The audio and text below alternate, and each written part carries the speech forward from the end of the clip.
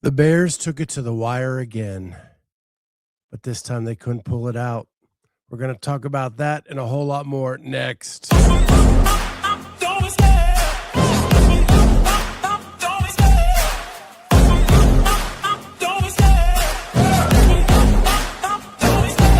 Love the chase and the hunt, and I set the pace when I'm running. I always take what I want and I always give it 100. Don't need a bank, no I'm funded. Play the game like it's nothing. I'm always thankful for something. Don't take for granted, stay humble. Now wake up! It's time to look at the enemy. Look in the mirror if he is no friend to me. It's not working out, maybe it's the chemistry. It's time to break up so I can make a better me. What is going on, everybody?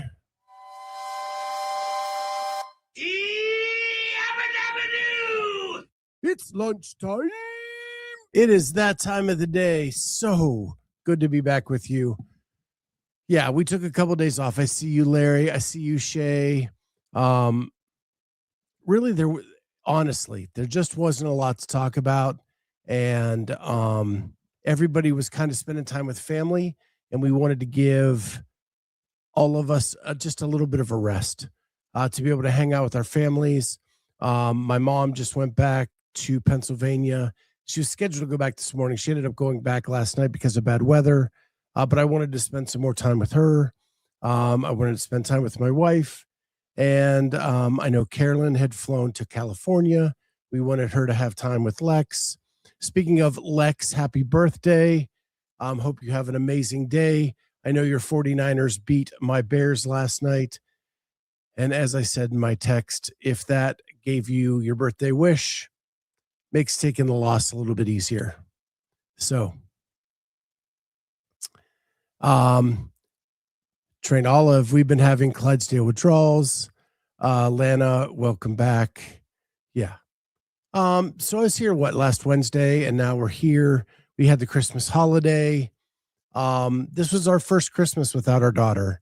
And it took an emotional toll. It really did. Much more than I could have ever imagined. We FaceTime Christmas Eve.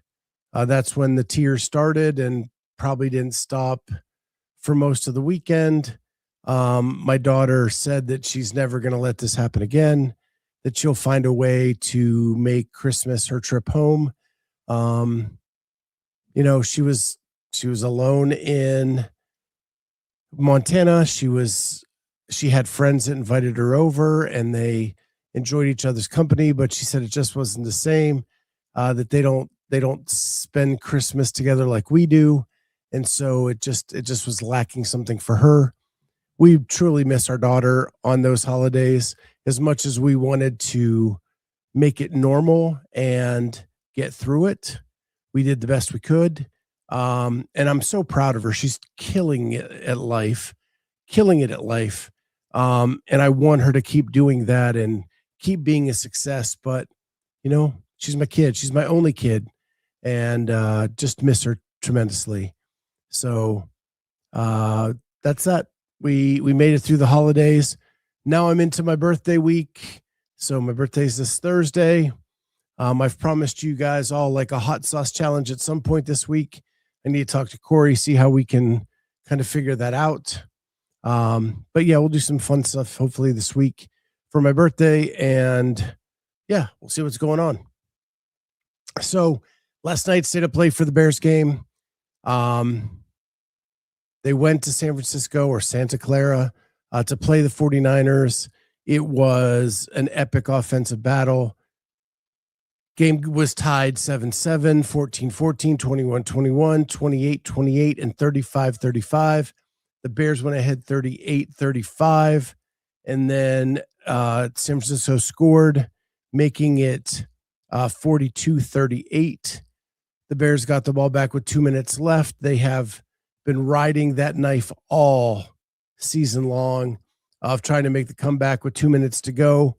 They marched the whole way down the field.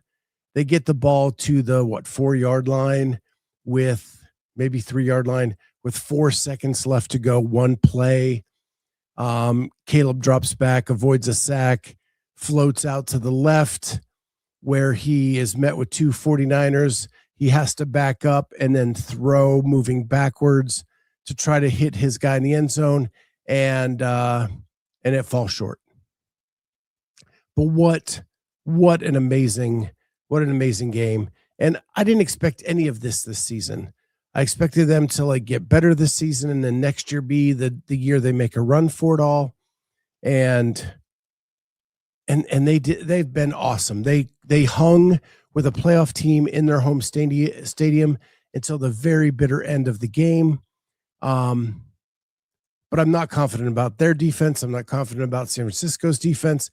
This year's NFC playoffs are the Rams, who have both, and then three teams that have a great offense: Chicago, San Francisco, and maybe the Panthers or Bucks.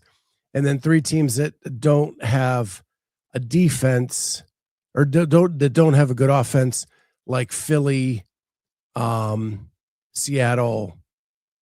So it's going to be a have not season in the playoffs. It's going to be interesting to see. We'll see how it all goes down. But at least the Bears get a home playoff game. They clinch the NFC North on Saturday night. Now they have to play next week to see who gets the 2 and the 3 seed between them and Philadelphia. So yeah, we'll see how it goes from there. But at least the Bears get a home playoff game. If they can win Sunday, they'll get 2 home playoff games if they can win out, which would be awesome. So super excited for that. But we'll get into some CrossFit stuff. We're coming to the end of the Fantasy Football League too. This was the last week of the Fantasy Football League. Jamie and Natalie Lemieux were playing for the championship. They still have players tonight, but the winner is going to get this as their trophy. I don't know if you guys can see that, but it is a championship ring. I grew up in an era where that was the big thing, the cool thing, everybody's quest for the ring. So it's got some jewels in it. It is a 2025 Fantasy Football League championship ring. I try to have fun trophies for the events we do here on the show. So that'll be mailed out to whoever wins the Fantasy Football League tonight, either Jamie Latimer or Natalie Lemieux. One of the two of them will be getting that championship ring for winning the Clydesdale Fantasy Football League this season. So yeah, those are all kind of the news updates. Don't forget to buy your Thirdzy, thirdzy.com/Jazzy, or use promo code Jazzy at checkout. I have needed it so much this weekend to recover from all the holiday festivities. It just does so much to recover my body from all the toll of lifting and tugging and all that kind of stuff. With the grass-fed beef collagen, it helps so much. And I sleep through the night, which is great. I wanted more sleep this morning. The game went late. Wish I could have got just a little bit more, but glad I got deep sleep with my Thirdzy. Again, that's thirdzy.com/Jazzy or promo code Jazzy at checkout. Train Olive, Thirdzy has been a game changer for me. I'm hearing that from so many people.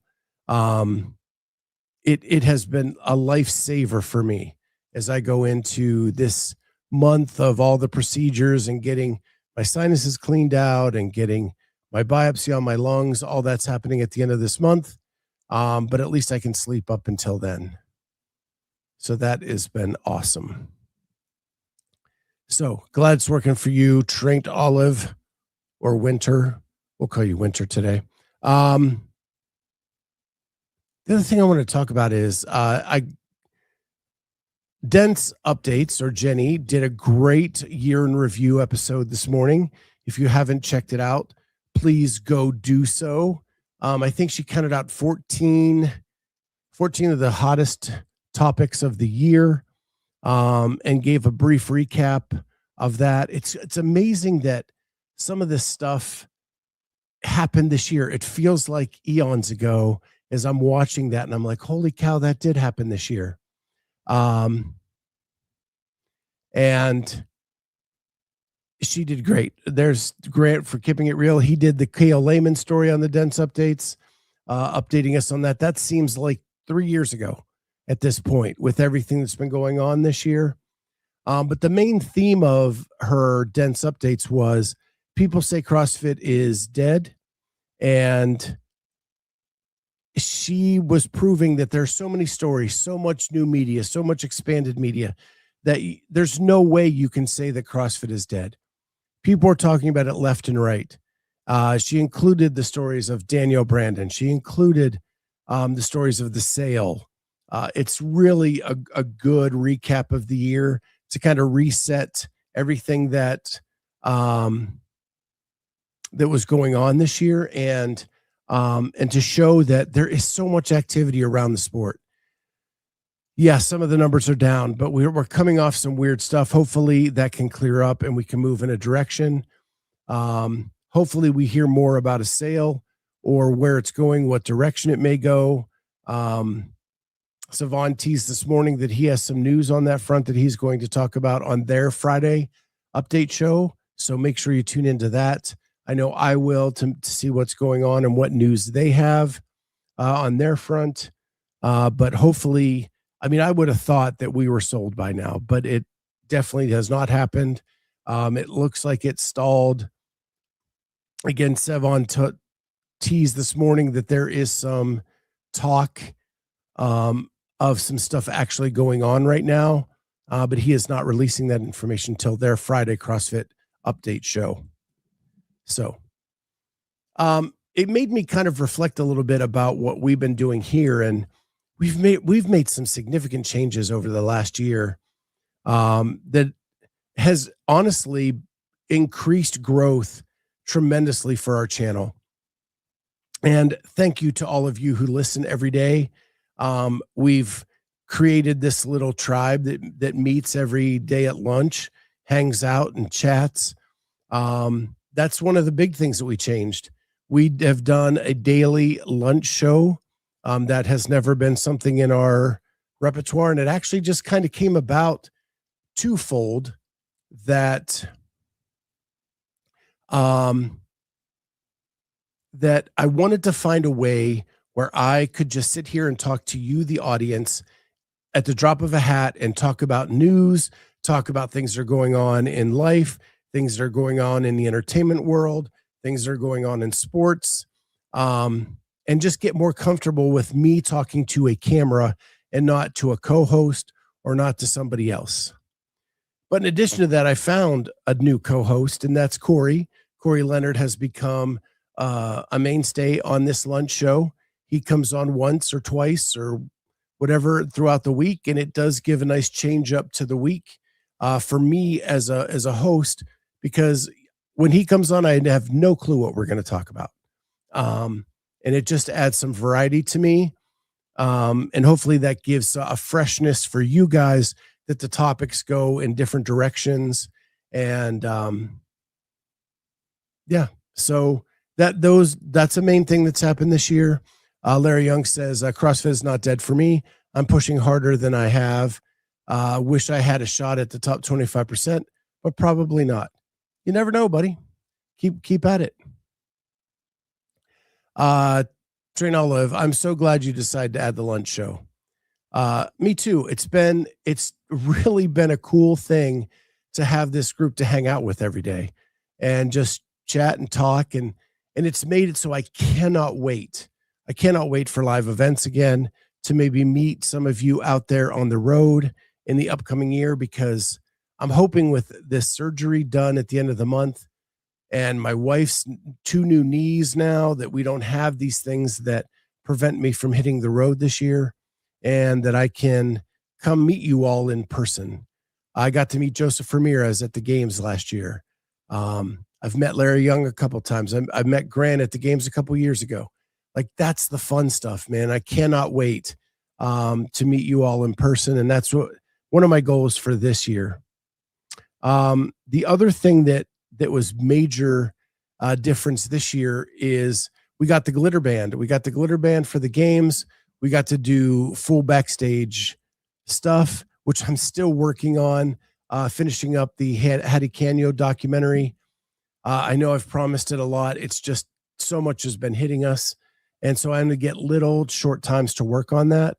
My team at work went from 3 to 2. So now 2 of us are covering the same amount of work that 3 used to. And it just doesn't allow for a lot of time to dedicate to that documentary. But it's still in the works. It's still being worked on. And I'm hoping to get it out sometime in January. That is my goal. I used to always complain about when documentaries were announced by CrossFit and it took forever for them to come out. Man, it does take a lot of time, especially when you're a one-man show, doing all the editing, doing all the cutting, all the music, all trying to find all that stuff. It is a painstaking process, one that I love doing. I don't have a lot of time to set that aside. But yeah, we're hoping to get that out. We put out part 1. There's only a part 2. So 1 and 2. Part 2 will be out hopefully in January. That's my goal. I'm setting that goal with a hard deadline of the end of January. And I need to do that to force myself to get it done. So that should be coming out soon. Terry says, you and Corey are great together. Yeah, Corey, if people don't know, I met him at the Masters Fitness Championships. Well, I truly met him in the chat. But then I was debating on whether going to the Masters Fitness Championships. He had qualified. One of his buddies was going to come with him and got injured and couldn't compete. So he had an extra space in his room and invited me to stay with him for the weekend. So Fort Wayne is only a 2.5-hour drive for me. I drove up. I stayed with Corey for the weekend. We became immediate friends.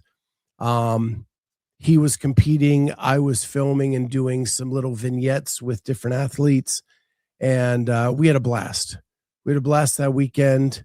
And our schedules were very different. So we were almost like passing like ships in the night, coming and going at different times. But that's where we met. I got to see him on the floor compete. It was so much fun seeing the energy he brings. And with that, I started bringing him on the show, and it has been awesome. It has been really, really awesome to get to know him even better. And I consider him like one of my best friends now. So super stoked that happened this year. And yes, Joseph, so good to meet you at the games. It was so weird how we met. Because I was actually looking for John Hurd, and you just happened to be sitting in the same row as him. And that's how we met. And that was really cool that we got to do that. So fun stuff there. But yeah, it has been for a year where I couldn't travel as much because of my wife's surgeries, to get to go to Albany, to get to go to the games, to do all that, to cover the sport like we did, even though I couldn't travel as much, and to grow this audience through this lunch show has been amazing this year. And I thank each and every one of you for being here every day, because I truly appreciate each and every one of you. And the thing that's really changed is I used to do just a ton of interviews, right?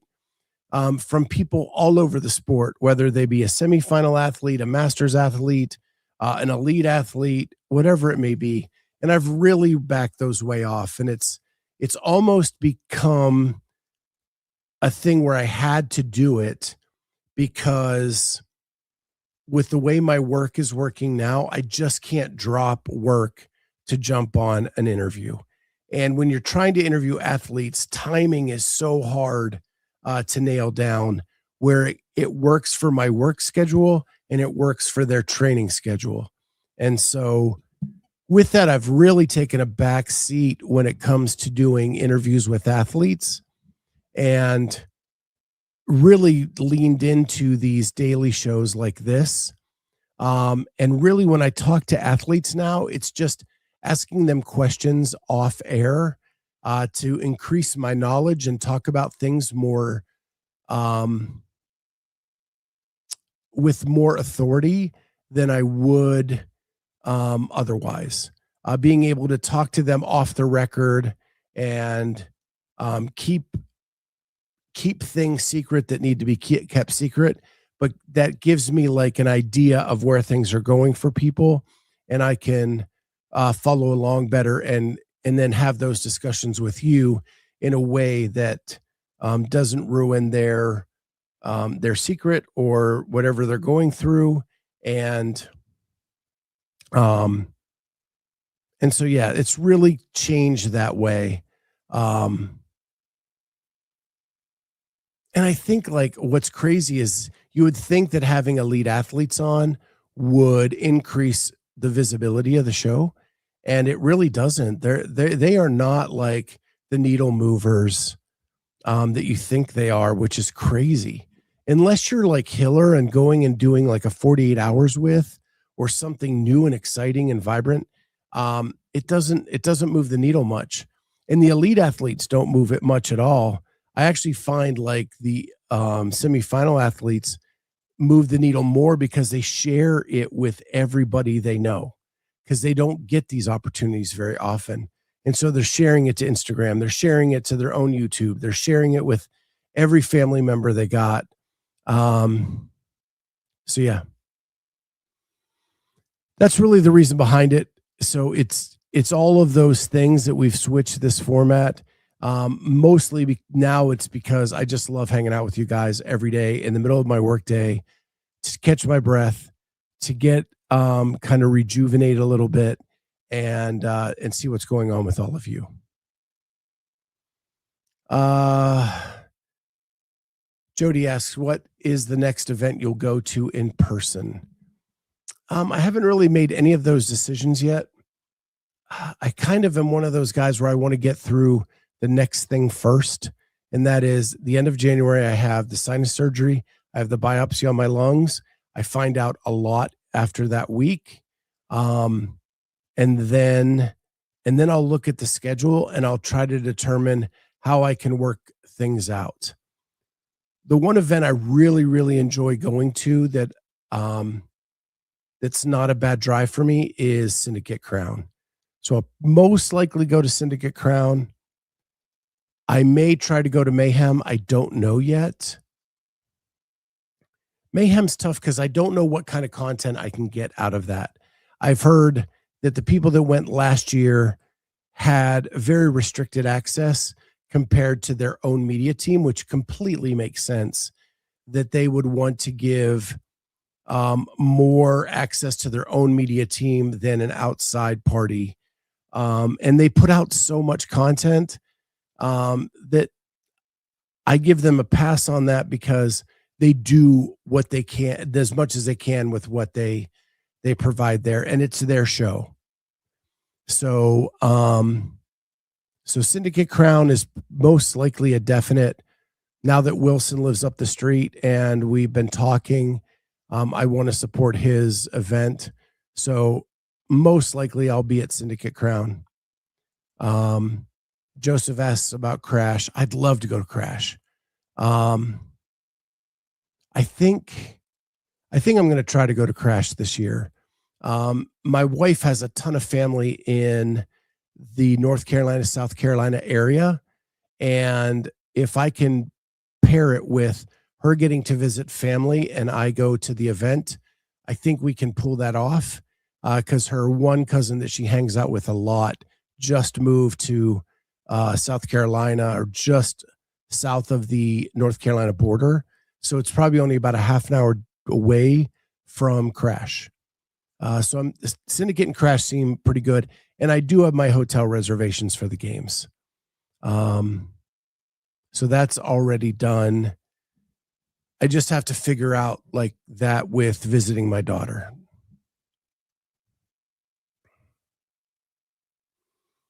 Joseph, those sound like my plans right there. I'm planning on going to Syndicate and Crash, and I already have Airbnb for the games. Yeah, that's pretty much where I'm at. I have my hotel reservation at the games, and I'll probably go to Syndicate and I'll go to Crash. That seems good. Joseph, you're a groupie. I love it, says Jody. Yeah, we are CrossFit nerds, aren't we? We love to go to these events. Um, so I had a comment from last week's show that I wanted to pull up and just kind of talk about. So I'm going to share my screen.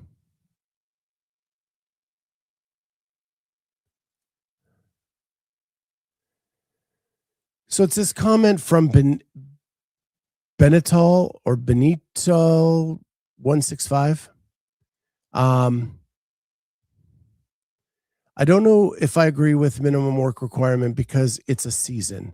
So if you sit down an event or two and get 0, but you get points on the other ones that add towards your season score, I'm fine with that. Otherwise, people's whole season would be screwed up. What if that happened at Tour Stop 1 and you didn't make a minimum work requirement on a workout and got disqualified from that tour stop? The rest of your season would be affected and you'd probably sit it out. Here's what I would say to that. Injuries are a part of sport. And the one thing I have a hard time remembering is in this CrossFit space, there are a big group of people that this is the only sport that they watch. If I told you that Fee Sagafi should not have been able to continue on after sitting out an event at the World Fitness Project finals, everybody's like, that's unfair. She'd just give her a 0 for that event and she should move on. It would be the same as me saying that Tiger Woods can sit out holes 8 and 9 on a golf course and then come back on hole 10 and finish out the round of this tour stop. Injuries happen in sports all the time. All the time. If you watched the Bears 49ers game last night, the 49ers have lost a lot of their stars on defense. A lot of their stars on defense. They don't get a pass on that. They don't get an exemption for that. They have to figure out how to play without them. If you went to a tennis match, which is an individual sport, just like CrossFit, and you went to the French Open and you got hurt in the second round, they don't let you sit out round 3 and 4 and come back in round 5. It doesn't happen in other sports. So I don't understand why it's such a big deal that if you're hurt and cannot complete the event, this is a test of fitness of everything that they can throw at you in this weekend or this season or whatever it is. If you skip a part of the test and then come back to compete in the rest, it's an unfair advantage to you because the other people stayed healthy enough to compete in every event. Staying healthy is part of the test. You have to stay healthy. You have to. Now, if they set up a tour where you have to show up at 3 out of 5 events and you get 3 scores going into the finals, like they do in some of the golf events or in some of the tennis events, then that is part of the rules that you just pick the 3 you're going to. And maybe you can avoid a tournament or 2 because of an injury and let it rest. But that's not how this works out. This works out where every event is scored and it is one complete season from tour stop 1 to the finals. Every event counts. You should have to compete in every one of the events or suffer the consequences of not appearing at an event because of injury. And there were a handful of people that did not do a tour stop and still qualified for a pro card. Namely, Jeff Adler skipped tour stop 2 completely, came back in the finals and still got a pro card. So he was hurt, could not compete in tour stop 2, didn't show up and do 3 of the 6 events. He didn't do any of the events and still was able to go on and by rule was able to complete and and qualify for a pro card. Now, do I think the point system is right? And no, I think that double points is too much for the finals. It's putting too much emphasis on that. I really like Jamie's idea of the raw score just carrying over from tour stop to tour stop. But I do think that if you cannot complete the events at that tour stop, there should be a minimum work requirement. And if you can't go on, you can't go on. And the reason that it's an unfair advantage is because if you rest 2 events and you come back for event 3, you are rested while the others have worked their tail off through 2 events and then come back and try to compete against you fresh in event 3. It just taints the scoring completely, and it gives an unfair advantage to the injured athlete.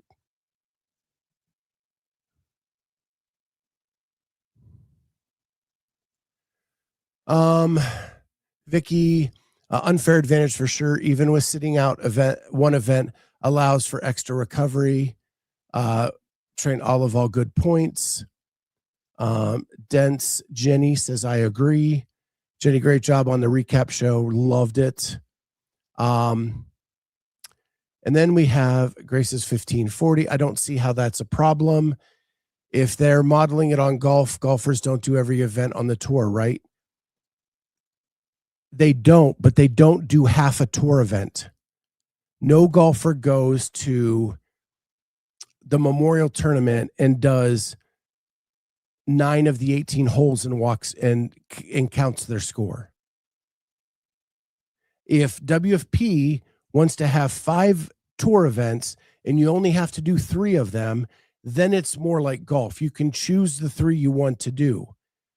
What happened with Fee, and I'm not picking on Fee, I love Fee, but she showed up and she only did the events she was able to do, getting points for those events, but nothing else. That is where it's an unfair advantage, doing half of the events on that tour stop. If you're in golf and you go to the tour stop, you play all the holes that you play on that tour stop.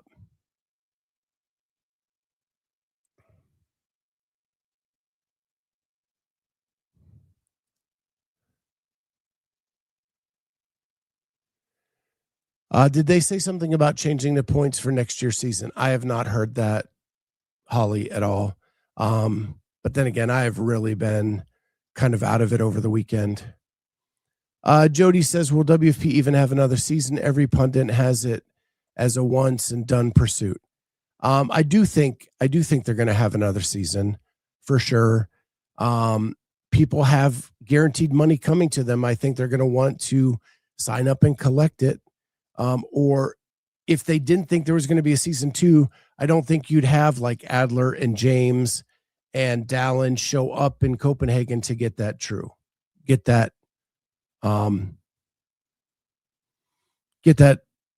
pro card. I don't think they would have done that.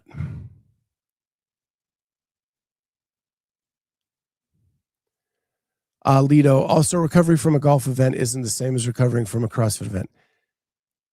Granted, but again, golf does not let you come and take a couple holes off and then jump back in and play the rest of the holes. That they don't let that happen. John George says Grant's cameo on Jenny's recap was funny as F. It was good. It was really good.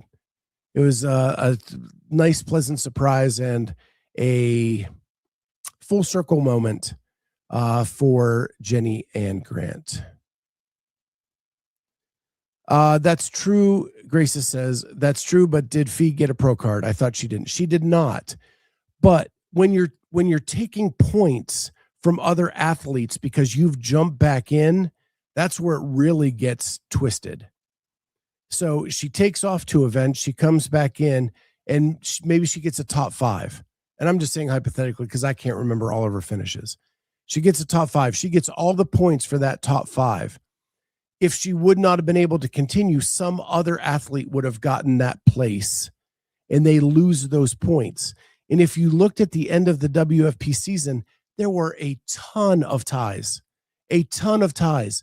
So that placement could have made a huge difference in what level of pro card you got at the end of the season.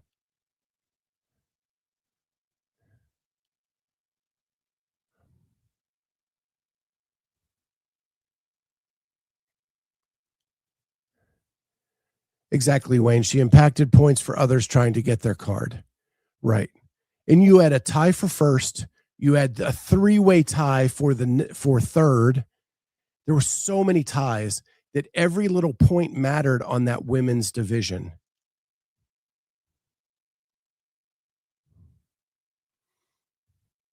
Grace says, okay, I see what you're saying. I don't necessarily agree, but I see your point. Right. And the comment that I'm reading here, she's entitled to that opinion. Or he or she is entitled to that opinion, and you're entitled to yours as well. I'm just telling you, as a sports fan watching other sports, it doesn't make sense to me. And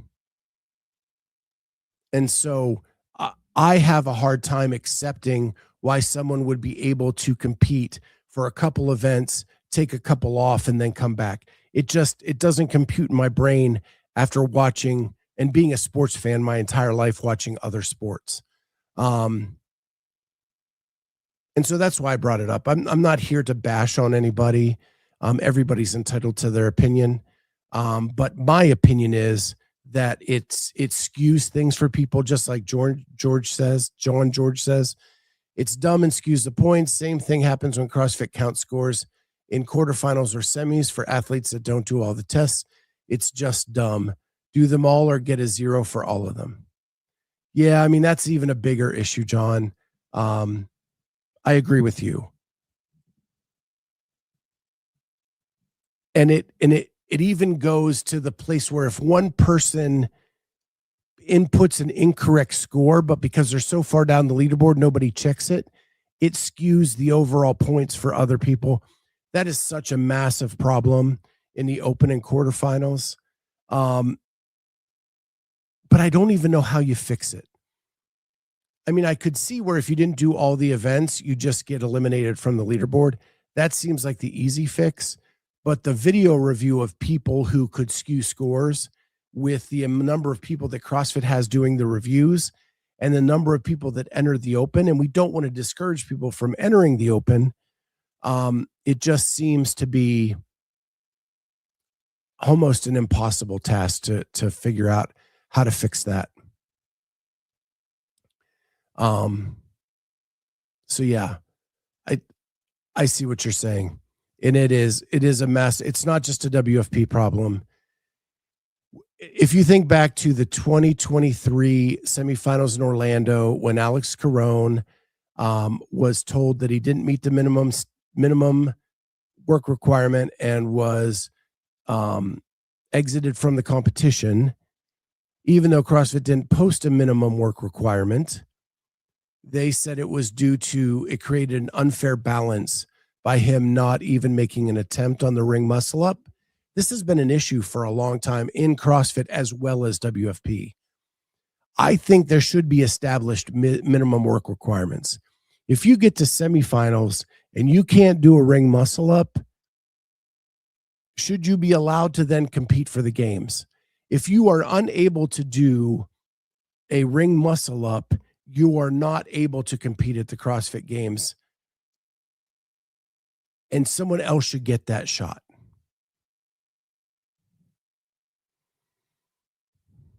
I do not disagree with you, Grace's 1540.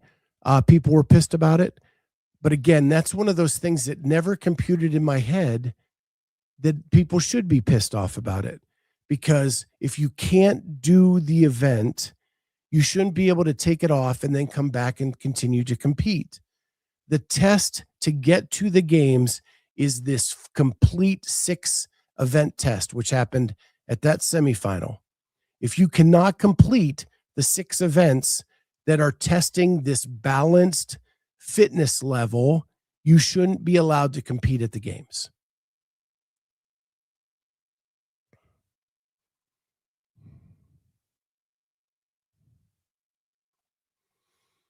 Wayne Short, they need to release season tour stop dates soon so athletes can plan. Season starts in less than 60 days. Yeah, that's another animal that maybe we'll touch on later this week. Alito, what is the minimum work requirements point for you, Scott, to prove that the athlete can physically do a movement or to tire him or her out enough to make it fair? Yes. It is both of those. It is, one, you should be able to prove that you can do the movement. If you cannot do that movement, then you shouldn't be a CrossFit Games athlete. If you can't do the movements and you want to take an event off, you should have to do at least this much of the event to be tired out so that it's fair for the rest of the competition. Yes, both of those. But like in the Alex Carone situation, if you can't do a ring muscle up, should you be going to the games? And in that moment, that's the test that you're given. If you can't pass that test, you shouldn't go to the games. In Fee's case at WFP, if you can't do a deficit handstand push-up, which was the test, you shouldn't get a pro card. And I know it was due to injury, but injuries happen in sports. And on that day and on that test, you couldn't complete the test.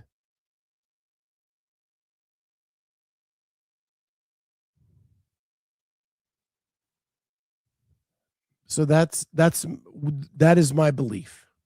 You need to be able to complete the test given. And if you cannot, then you're not a games athlete. You're not a pro card member.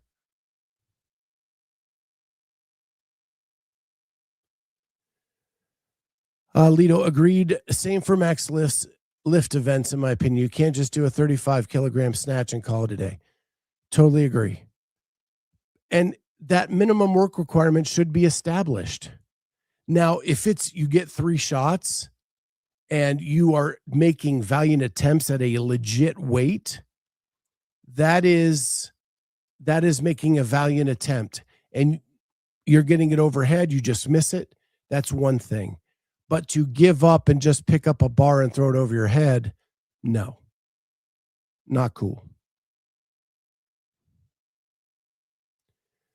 Train Olive, is it different if an athlete comes into the competition with an injury versus sustaining one during the competition? No.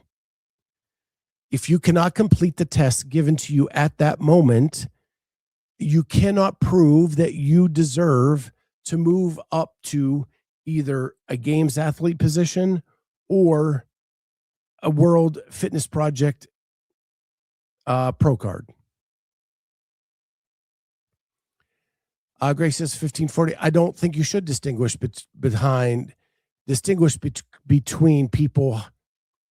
It's hard to distinguish because people hide injuries. If you can complete the test, then it doesn't matter if you're hiding an injury or not. You are given a 6-event test. You should have to complete all 6 events to be able to be tested to go to the games. Whether you're hiding an injury or not. Some people can fight through an injury and be able to do the test. More power to them.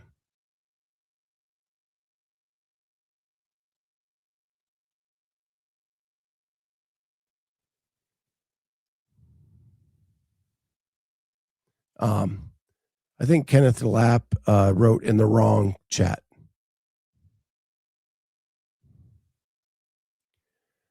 Lito, it's harsh, but they've got more opportunities than ever. So if the live event doesn't go their way, they can do online semis. Being the fittest also means being injury-free relatively. Exactly. It is harsh, but sports are harsh. Sports are hard. The people at the pro level of any sport are the best in the world, and they fought through a lot to get there. And part of that is staying healthy or healthy enough to complete the test. People play hurt all the time, but they can complete the test that they are given or the task they are given. Train Olive, how is it any different when there are lower level athletes, i.e. when they had the countries compete and they couldn't finish a workout though? I can't factor that in. That is not the format we have today. That was a weird and wild thing that happened back then. Now we only get 30 people to the games. And to make sure the right 30 get to the games, you better complete the test.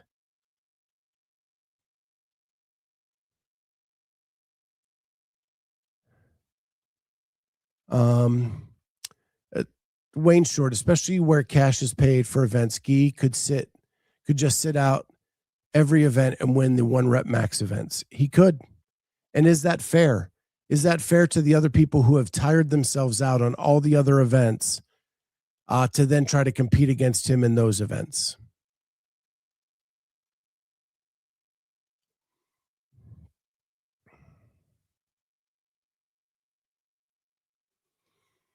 Lido, train Olive fair, but there was essentially a minimum work requirement, i.e. they got cut after an event.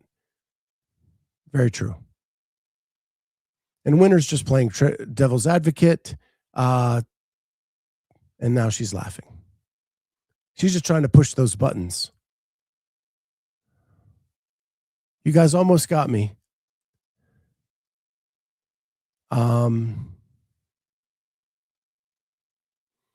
John George asks, doesn't Guy do that anyway? Kinda. But at least he has to go through the motions of the other events. He meets a minimum work requirement. And that's all I'm asking. You have to do all the test questions. He doesn't ever sit out. He doesn't ever sit out. That's one thing you can say. Well, that was a fun discussion, everybody. Glad to be back with you guys, but now I have to get back to work. So much fun being with you. I will be back most of the week, I think.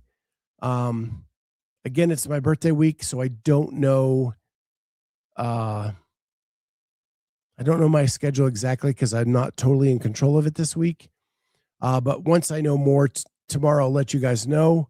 If you guys have any topics that you want to talk about, shoot them to me either in the comments on YouTube or shoot me a DM through Instagram, and we'll line those things up. If you haven't already gone and checked it out, go check out Dense Updates, Jenny's updates from last year. Really fun watch. And I'll try to pull out some things that I think were big time moments from 2025. And we'll talk about those this week. And thank you, everybody, for the birthday wishes, but it's not till Thursday. My birthday is this Thursday, and I'm hoping to do a hot sauce challenge with Corey. We'll see how that goes. Did one a few years back. We're going to reopen it for one more time, and we'll see how that goes. Other than that, guys, have a great New Year's week, and we will see you tomorrow on lunch with the Clydesdale. Bye, guys.